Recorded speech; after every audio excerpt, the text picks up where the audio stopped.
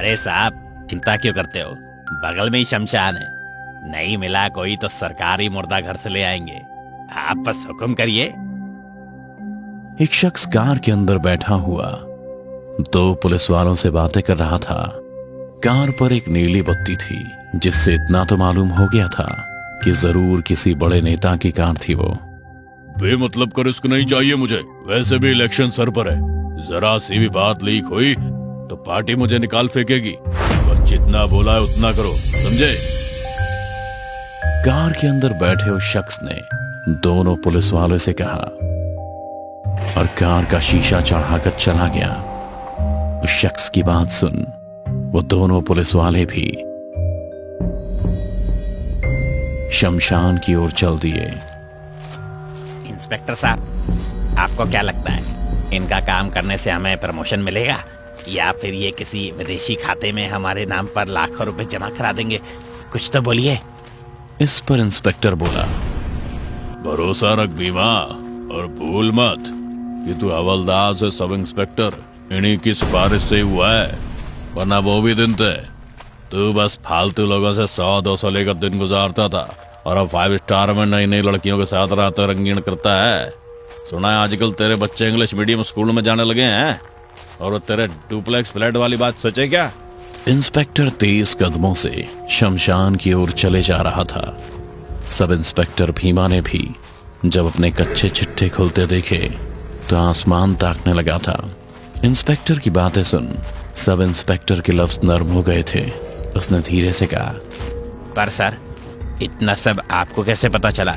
ये बातें तो मैंने किसी को भी नहीं बताई हैं। इस पर इंस्पेक्टर बोला, बीमा, हर चोर अपनी पहली चोरी अपने घर में करता है, और तू तो अपना खास है, और तू कैसे बच सकता है?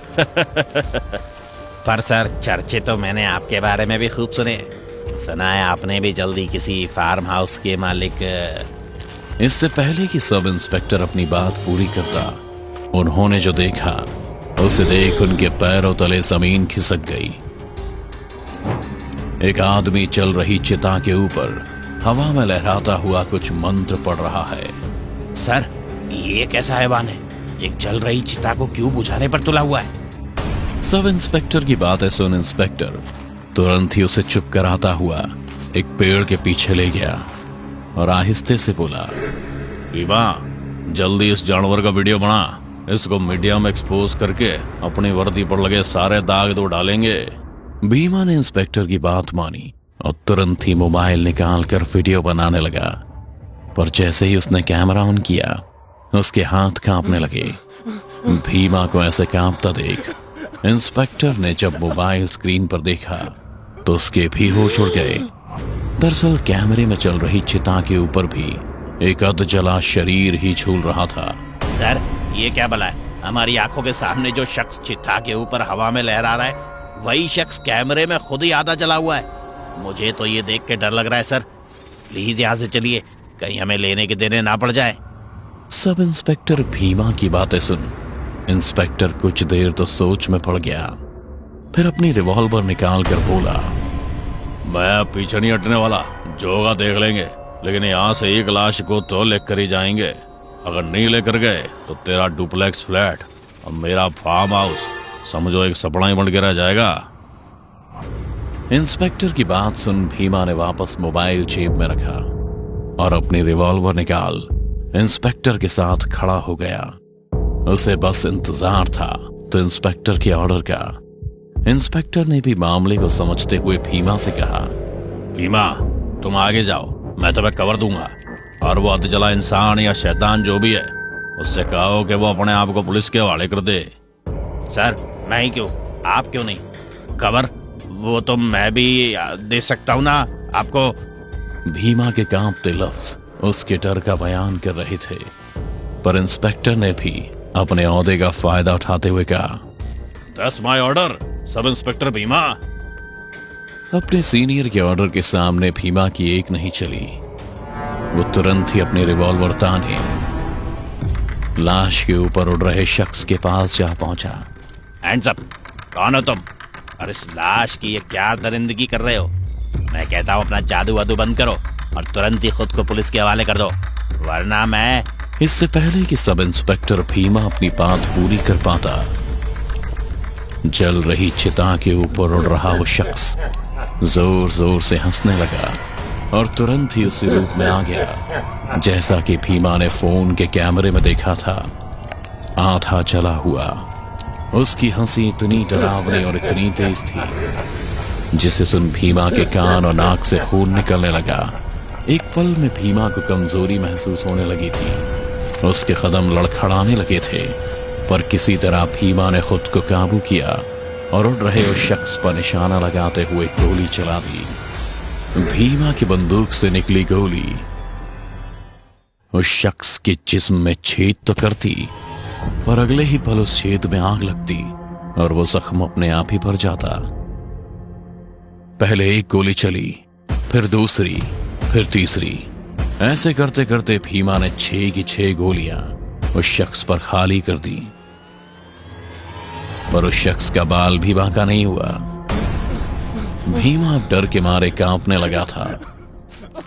उसके कदम अब खुद ब खुद पीछे हटने लगे थे कि तभी उस शख्स ने भीमा से कहा, दुष्ट, तूने एक चांडाल की तपस्या को भंग करने की कोशिश की है, एक चांडाल की। तुझे अब मुझसे कोई नहीं बचा सकता।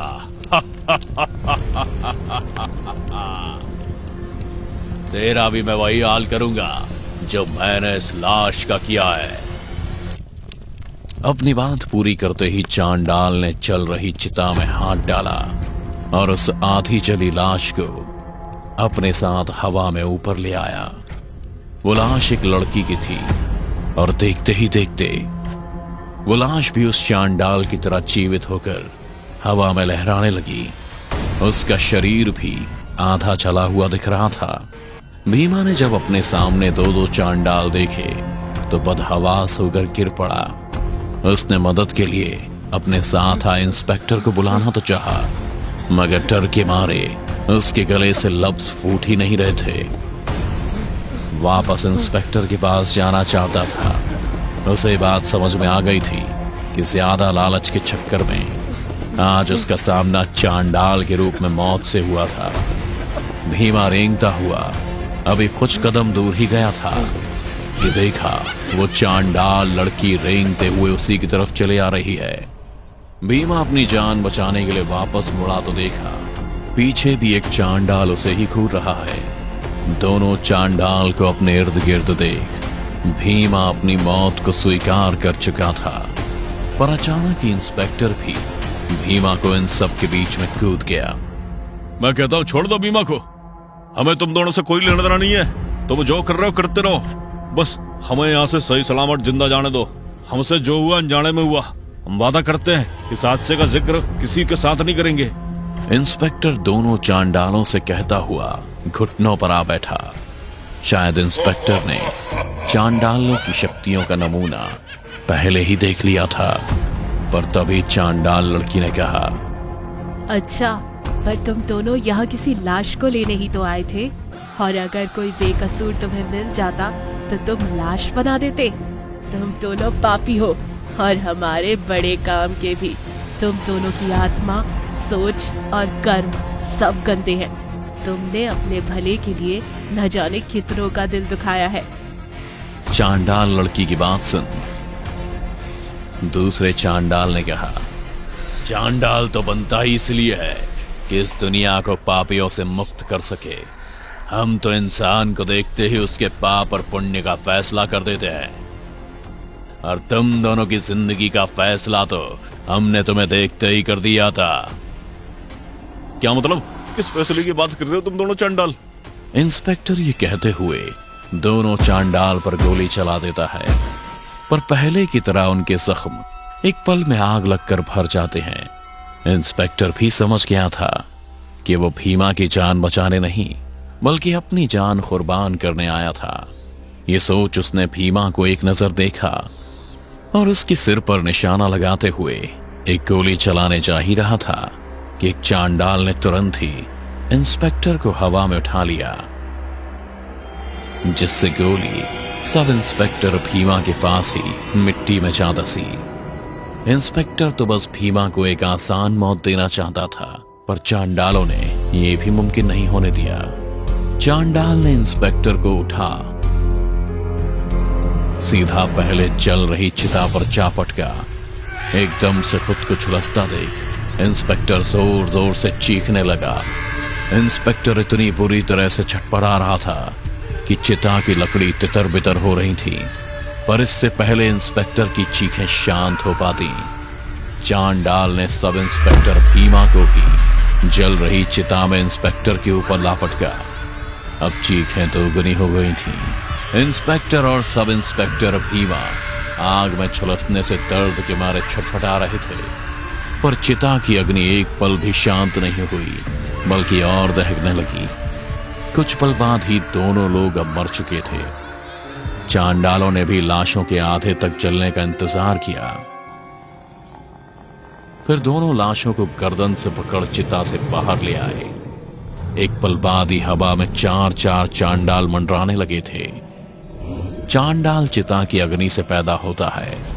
अग्नि, जिसे शास्त्रों में मुक्ति का द्वार भी कहा गया है, उसके द्वार का एक सिपाही है जिसे आज की दुनिया में चांडाल कहते हैं, जो हमारे कर्मों के फैसले करता है, जो हमें नर्क और स्वर्ग की राह दिखाता है, जो अच्छा भी है और बहुत बुरा भी।